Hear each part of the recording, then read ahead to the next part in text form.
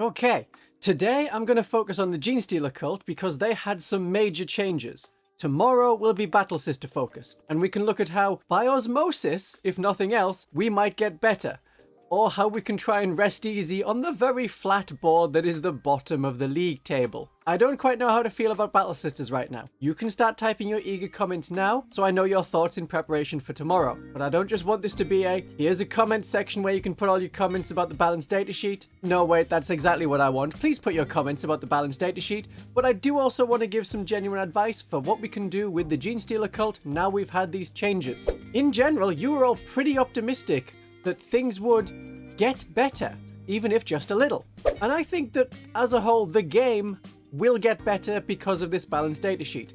It wasn't like the end of 9th edition, when Imperial Fists, the worst performing sub-faction of the Space Marines, suddenly got hit even harder. So there have been rules and points updates for a lot of factions. Games Workshop has been doing a lot of these so far in 10th edition. I wasn't expecting this to be so drastic. We are looking at once per month since the 10th edition has come out that Games Workshop has changed the rules. A little bit annoying that it's happening this often.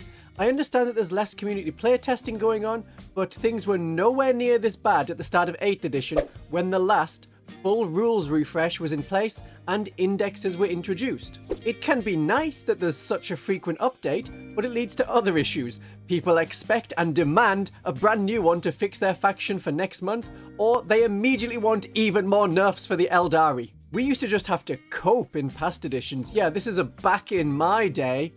If someone brought some kind of nasty meta list to the casual play, then they would struggle to get a game. That was their punishment, and they wouldn't be able to play unless someone who wanted a very tough game, just like them, was present. At tournaments, organisers would add their own rules, and months later, Games Workshop would implement something like that as a new rule. We have seen that early on for the Eldari rules. That was the first change to the Fate dice. Now there's still discussions about whether Eldari should just be flat banned from tournaments because of their absurdly high win rate.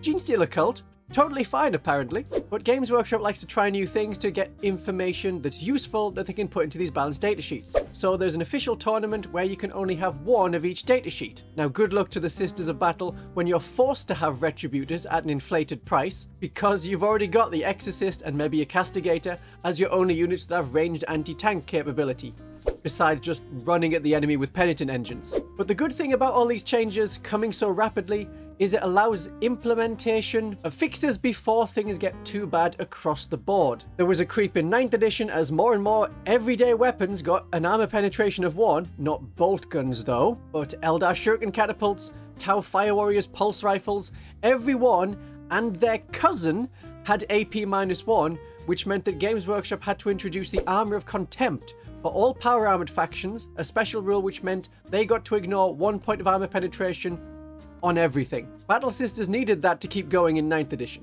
But this is about the Genestealer Cult. Yes, the Genestealer Cult have been nerfed. And if you saw my video yesterday, you now know what the word nerf means. It's not a brand of soft play toy. I don't need to make that reference. It is not as bad as I thought it could have been, which is a positive. A lot of tactics that I have suggested have become a lot less useful. So while things have been nerfed, you may not realize just how much.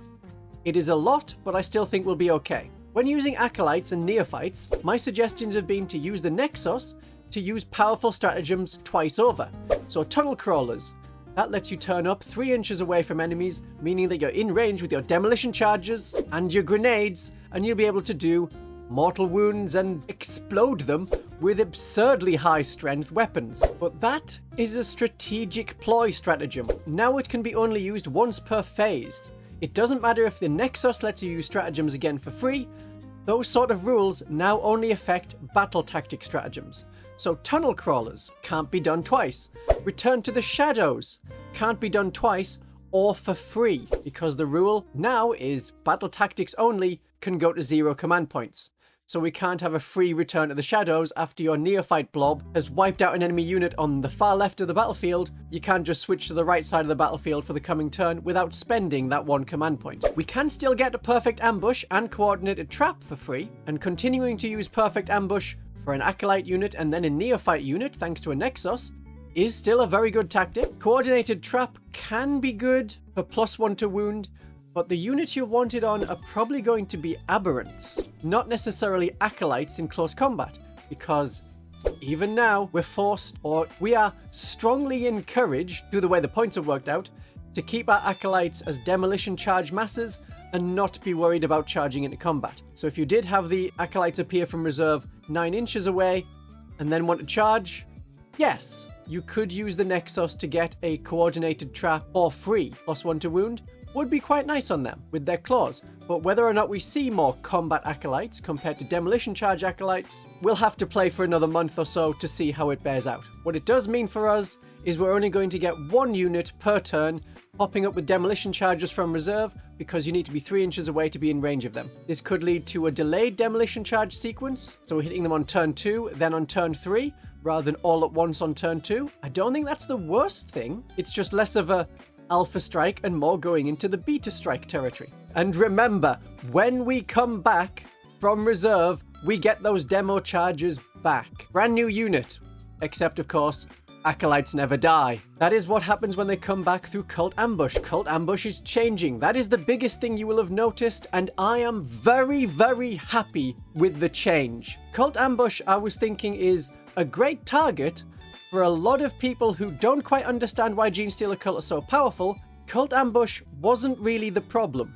Having a lot of amazing synergies and absurdly powerful demolition charges with stratagems was more of the problem. Those have been reduced in power, and Cult Ambush also reduced, but I have other reasons to be happy about that. When you're winning as Genestealer Cult, you're not getting to use your Cult Ambush ability. If you only have 1 or 2 units die, them coming back isn't what swings the game. If you are losing, it really made it a bit of a grind for your opponent, and you could just keep going to all of the corners of the battlefield, getting on objectives that weren't being touched, and winning the game through secondaries, unless your opponent kept moving back and forth, blowing up units. It was an even bigger problem at larger games, because if you're playing a 2,000 point game, after 2 hours, I had lost effectively 1 unit. It made the game take far longer than it should have. So changes to Cult Ambush still have the strength of Cult Ambush.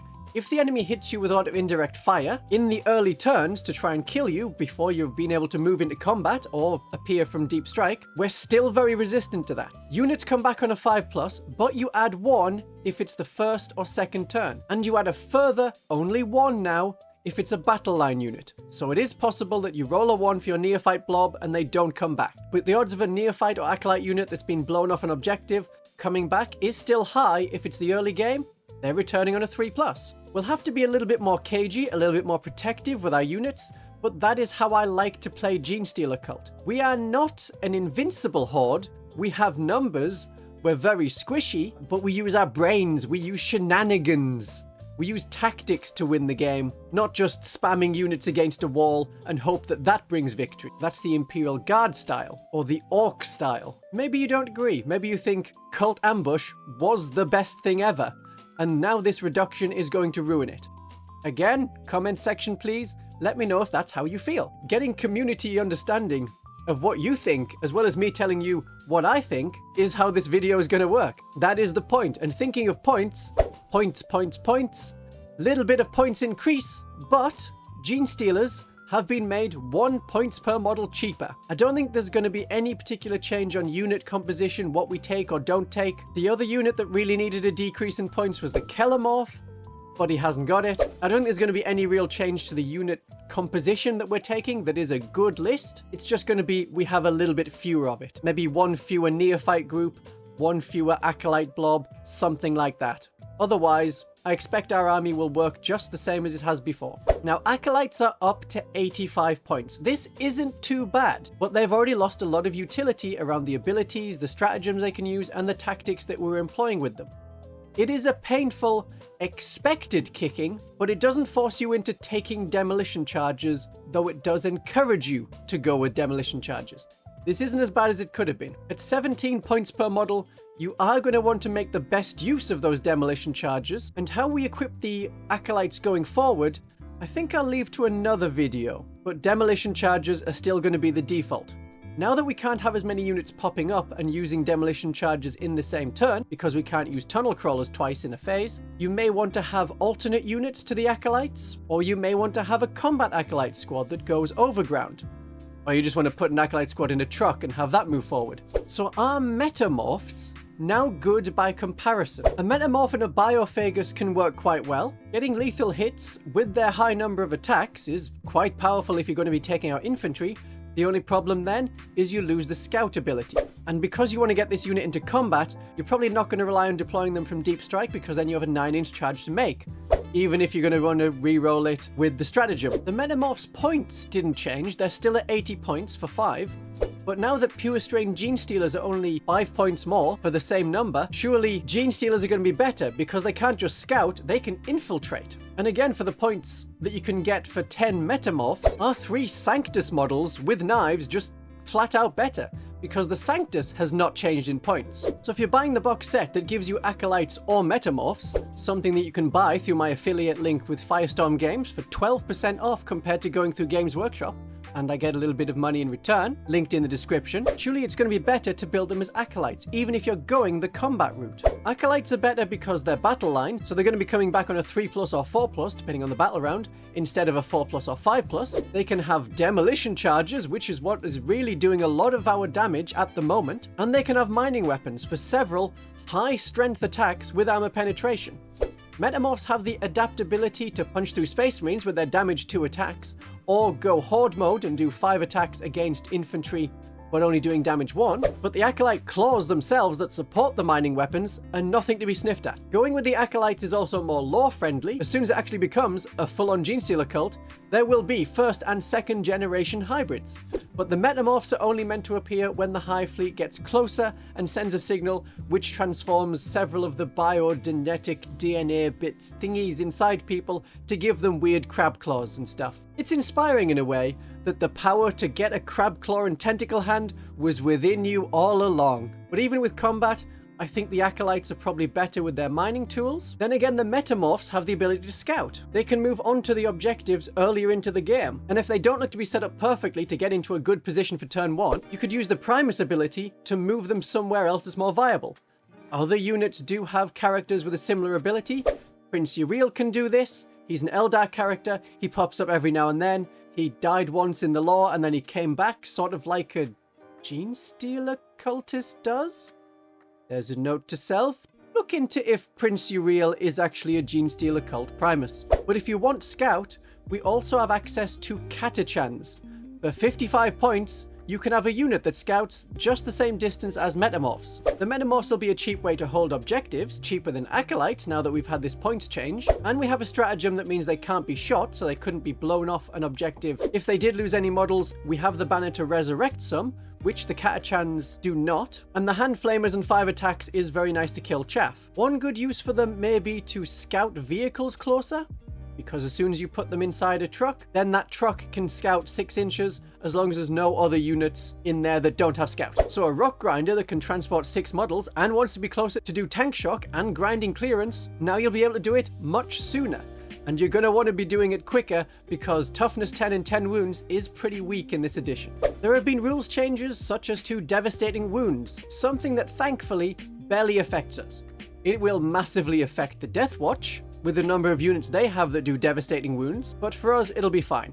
We can't use the Sanctus with the sniper rifle to overspill on its target unit. It gets devastating wounds against 1 unit at the start of the game, and rather than shooting a character, you could shoot a bodyguard and kill 3 of them in theory, but not anymore. It does encourage you to actually kill the characters in the unit and do a sniper's job. Fair enough. The Kellamorph has devastating wounds, but his attacks are only damage 1 anyway, so it doesn't matter. And the Patriarch, devastating wounds on his claws and damage 2. He isn't going to be able to sweep away as many chaff infantry as before, but you now have cheaper Genestealers supporting him to do that. Now, a Genestealer cult analysis would not be complete without looking at the Brood Brothers. I will do a Brood Brothers focused video with my recommendations of what units to take very soon. I just need to tweak it now with all of the updated points, and perhaps some suggestions have changed a bit. One of the staples of Brood Brothers that we like to include has gotten more expensive, and that's Scout Sentinels. They've gone up by 10 points. Their ability to coordinate other units like mortar teams and basilisks and things so that we have our own indirect fire, going up a little isn't going to affect as much. But Kazakin are down, so we can have some lasguns with armor penetration and have some kind of armor penetration that isn't just claw based. Cadians are cheaper, and they provide a cheap sticky objective. And the Lehman Russes are cheaper.